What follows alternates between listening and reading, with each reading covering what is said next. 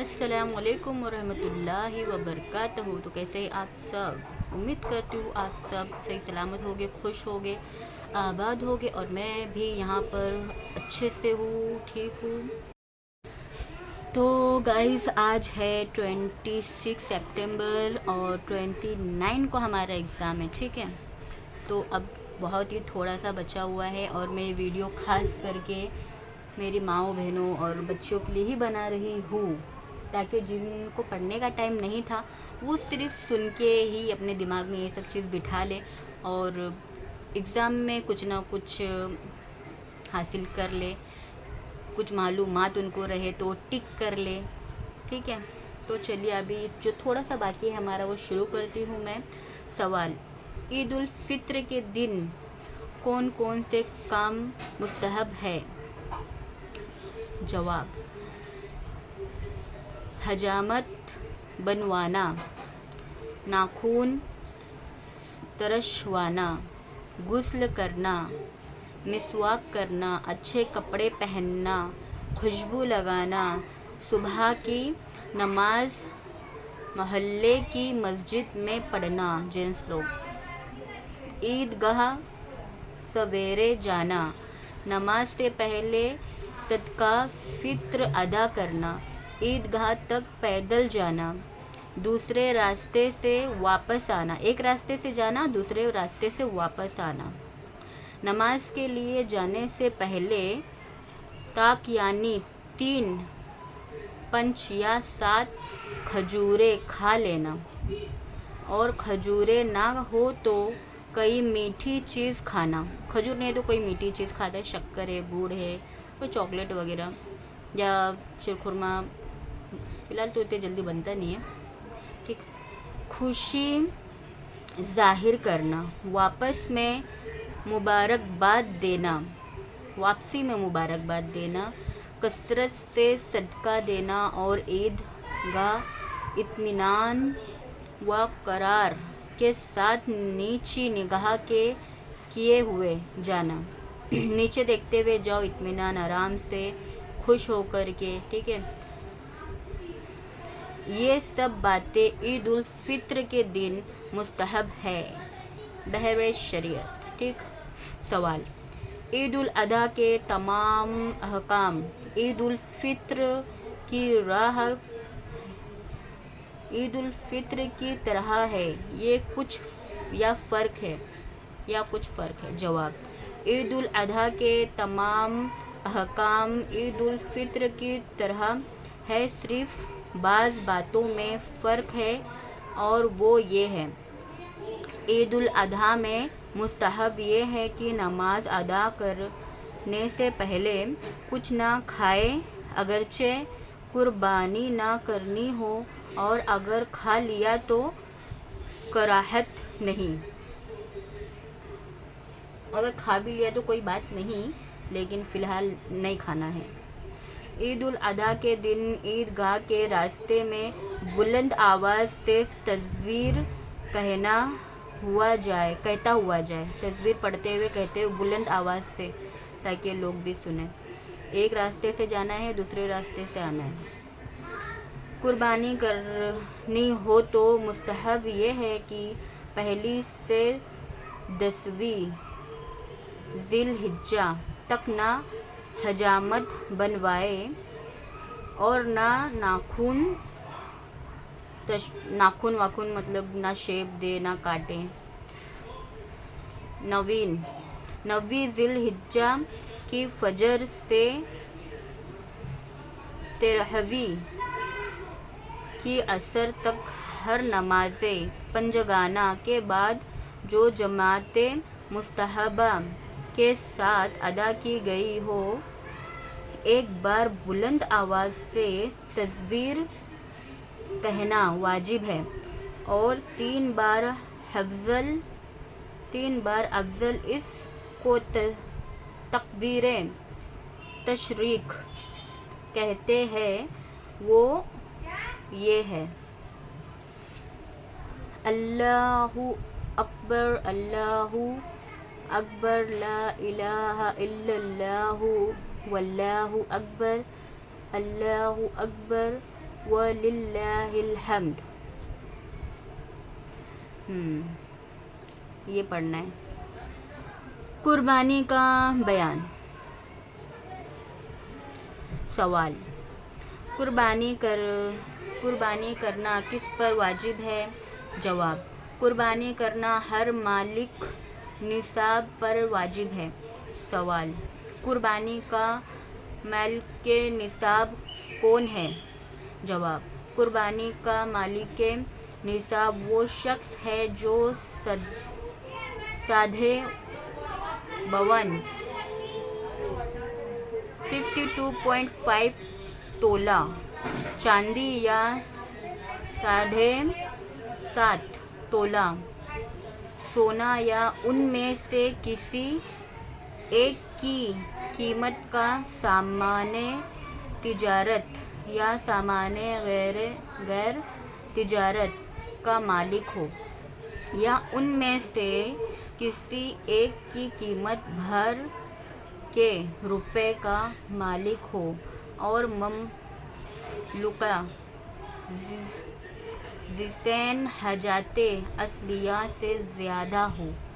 मतलब आपके पास 52 तोला चांदी है ना, 52.5 तोला अगर आपके पास चांदी है और सोना 7.5 तोला है ना, या उनमें से किसी एक की कीमत का सामान तिजारत या सामाने गैर तिजारत का मालिक हो। सवाल क्या था? कुर्बानी का मालिक निसाब वो है, ठीक है, वो उसे कुर्बानी करना ही होगा। कुर्बानी का मालिक निसाब कौन है? तो कौन है कुर्बानी का मालिक निसाब? जिसके पास 52.5 तोला चांदी और 7.5 तोला सोना। सवाल, मालिक निसाब पर अपने नाम से ज़िंदगी में सिर्फ़ एक मर्तबा कुर्बानी करना वाजिब है या हर साल?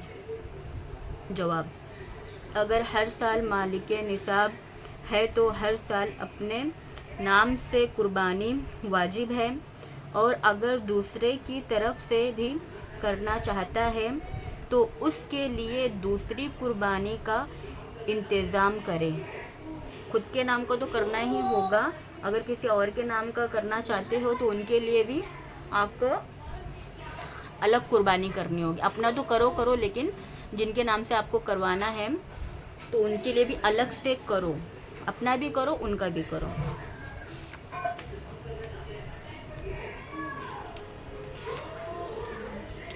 सवाल, कुर्बानी करने का तरीका क्या है? जवाब, कुर्बानी करने का तरीका ये है कि कहाँ गया? जानवर को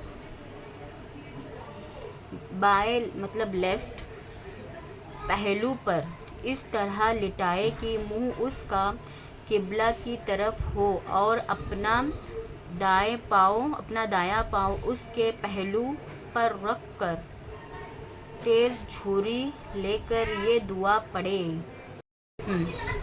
तो ये दुआ पढ़े, ठीक है। तो जो दुआ है वो मैं यहाँ पर लगा दूँगी उसका शॉर्ट्स, और जब कुर्बानी कर रहे हो तब ये दुआ पढ़े, जो कुर्बानी की दुआ होती है। और बिस्मिल्लाह पढ़कर ये दुआ, 2 दुआ है जो कुर्बानी के बाद भी एक दुआ पढ़ी जाती है। सवाल, तो सवाल की तरफ बढ़ते हैं। सवाल, साहिबे निसाब अगर किसी वजह से अपने नाम कुर्बानी ना कर सके और कुर्बानी के दिन गुजर गए तो उसके लिए क्या हुक्म है? जवाब, एक बकरी की कीमत उस पर सदका करना वाजिब है बहरे शरीयत। सवाल, क्या कुर्बानी के चमड़े को अपने काम में ला सकते हैं? जवाब, कुर्बानी के चमड़े को बाकी रखते हुए अपने काम में ला सकते हैं, मसलन मुसल्ले बनाए या मशकीज़ा वगैरह, मगर बेहतर है कि सदका कर दें, मस्जिद या दीनी मदरसे को दे दे या किसी गरीब को बहरे शरीयत। सवाल, क्या मस्जिद के लिए कुर्बानी का चमड़ा देना जायज़ है? जवाब, हाँ, मस्जिद के लिए कुर्बानी का चमड़ा देना जायज़ है और बेचकर उसकी कीमत देना भी जायज़ है, लेकिन अगर चमड़े को अपने खर्च में लेने की नीयत से बेचे तो अब इसकी कीमत को मस्जिद में देना जायज़ नहीं। अकीका का बयान। ओके, तो अब हम आगे पढ़ते हैं। कुर्बानी का तो हो गया, अब इसके बाद है अकीका का बयान। सवाल, अकीका किसे कहते हैं? जवाब, बच्चा पैदा होने के शुक्रिया में जो जानवर ज़बह किया जाता है उसे अकीका कहते हैं। सवाल, किन जानवरों को अकीका में ज़बह किया जाता है? जवाब, जिन जानवरों को कुर्बानी में ज़बह किया जाता है उन्हीं जानवरों को अकीका में भी ज़बह किया जाता है। सवाल, लड़का और लड़की के अकीका में कैसा जानवर मुनासिब है? जवाब, लड़का के अकीका में 2 बकरा और लड़की के अकीका में 1 बकरी ज़बह करने मुनासिब है, और लड़का के अकीका में बकरियां और लड़की में बकरा किया जब भी हरज नहीं, और इस्तिताअत नहीं हो तो लड़का में 1 बकरा भी ज़बह कर सकते हैं। अगर आप 2 बकरे नहीं ले सकते हो तो 1 भी कर सकते हो। और अकीका में बड़ा जानवर ज़बह किया जाए तो लड़का के लिए 7 हिस्से, लड़के के लिए 7 हिस्से, लड़के के लिए 7 हिस्से में से 2 हिस्से और लड़की के लिए 1 हिस्सा काफ़ी है। जैसे कि बैल, गाय, ऊँट है ना, तो उसमें 7 हिस्सा होता है गाय में, तो उसमें से 2 हिस्सा लड़के का और 1 हिस्सा लड़की का, 3 हिस्सा ही होते तो 7 है। और भी जिनका नहीं हुआ है अकीका वो अपना भी हिस्सा दे सकते हैं उसमें। सवाल, अवाम में मशहूर है कि बच्चे के माँ बाप, दादा दादी और नाना नानी अकीका का गोश्त ना खाए, क्या ये सही है? जवाब, गलत है। माँ बाप, दादा दादी और नाना नानी वगैरह सब खा सकते हैं। सवाल, लड़का के अकीका की दुआ क्या है? जवाब, लड़का के अकीका की दुआ ये है, ठीक है, मैं यहाँ पर लगा दूँगी फ़ोटो, जो भी अकीका की दुआ है। अब आगे बढ़ते हैं। सवाल, लड़की के अकीका की दुआ क्या है? लड़की के अकीका की दुआ ये है, वो भी मैं यहाँ पर स्क्रीनशॉट लगा दूँगी। सवाल, अगर ये दुआ ना पढ़े तो अकीका होगा या नहीं? जवाब, अगर दुआ ना पढ़े और अकीका की नीयत से बिस्मिल्लाह ही अल्लाहु अकबर कहकर ज़बह कर दे तो भी अकीका हो जाएगा।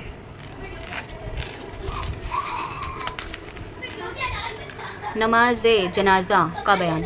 सवाल, नमाज जनाज़ा फ़र्ज़ है या वाजिब? जवाब, नमाज जनाज़ा फ़र्ज़ किफ़ाया है, यानी अगर एक शख्स ने पढ़ ली तो सब बरूज़ ज़िम्मा हो गए, और अगर खबर हो जाने के बाद किसी ने ना पढ़ी तो सब गुनहगार हुए। एक बार और पढ़ती हूँ, सवाल और जवाब सुन लो। सवाल, नमाज जनाज़ा फ़र्ज़ है या वाजिब? जवाब, नमाज जनाज़ा फ़र्ज़ किफ़ाया है, यानी अगर एक शख्स ने पढ़ ली तो सब बरूज़ ज़िम्मा हो गए, और अगर खबर हो जाने के बाद किसी ने ना पढ़ी तो सब गुनहगार हुए। सवाल, जनाज़े में कितनी चीज़ें फ़र्ज़ है? जवाब, 2 चीज़ें फ़र्ज़ है। 4 बार अल्लाहु अकबर कहना, क़याम करना यानी खड़ा होना। सवाल, जनाज़े में कितनी चीज़ें सुन्नत है? जवाब, नमाज जनाज़े में 3 चीज़ें सुन्नत मौक़दा है। अल्लाह ताला की सना, हुज़ूर सल्लल्लाहु अलैहि वसल्लम पर दुरूद और मैयत के लिए दुआ, बहरे शरीयत। सवाल, नमाज जनाज़ा पढ़ने का तरीका क्या है? जवाब, पहले नियत की मैंने नमाज जनाज़ा की 4 तकबीरों के साथ अल्लाह ताला के लिए दुआ, इस मैयत के लिए मुक्तदी इतना और कहे पीछे इस इमाम के मुँह मेरा काबा शरीफ के तरफ, मुँह मेरा तरफ काबा शरीफ के, फिर कानों तक दोनों हाथ उठा कर अल्लाहु अकबर कहता हुआ हाथ वापस ले और नाफ नेवल के नीचे बांध ले, फिर ये सना पढ़े।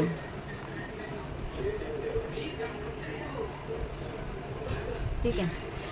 फिर बगैर हाथ उठाए अल्लाहु अकबर कहे और दुरूद इब्राहिम पढ़े जो 5 वक्ती नमाज में पढ़े जाते हैं। फिर बगैर हाथ उठाए अल्लाहु अकबर कहे और बालिग का जनाजा हो तो ये दुआ पढ़े। ठीक है, जो भी दुआ है वो भी मैं स्क्रीनशॉट यहाँ लगा दूँगी। और फिर हम आगे बढ़ते हैं। अब इसके बाद चौथी तकबीर कहे, फिर बगैर कोई दुआ पढ़े हाथ खोल कर सलाम फेर दे। और अगर नाबालिग बच्चे का जनाजा हो तो ये दुआ पढ़ी जाए। जो भी दुआएं आ रही वो सब मैं यहाँ पर ऊपर लगा दूँगी। ठीक है। और अगर नाबालिग लड़की का जनाजा हो तो ये दुआ पढ़े। सवाल, असर या फजर की नमाज के बाद जनाजा पढ़ना कैसा है? जवाब, जायज़ है। और ये जो जायज़ है और ये जो अवाम में मशहूर है कि नहीं जायज़ है, गलत है। ठीक, असर या फजर। सवाल, क्या सूरज निकलने, डूबने और ज़वाल के वक्त नमाज जनाजा पढ़ना मकरूह है? जवाब, जनाजा अगर उन्हीं वक्तों में लाया गया तो नमाज उन्हीं वक्तों में पढ़े, कोई कराहत नहीं।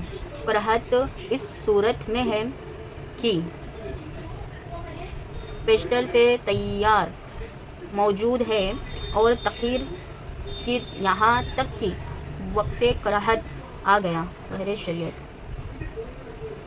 ज़कात का बयान। सवाल, ज़कात फ़र्ज़ है या वाजिब? जवाब, ज़कात फ़र्ज़ है। इसकी फजीयात का मुनकिर, काफिर और ना अदा करने वाला फासिक और अदायगी में ताख़ीर करने वाला गुनहगार मरदूदुश शहादत है। सवाल, ज़कात फ़र्ज़ होने की शर्तें क्या है? जवाब, चंद शर्तें हैं। मुसलमान, अकील, बालिग होना, माल पेज पर लिख लूँ,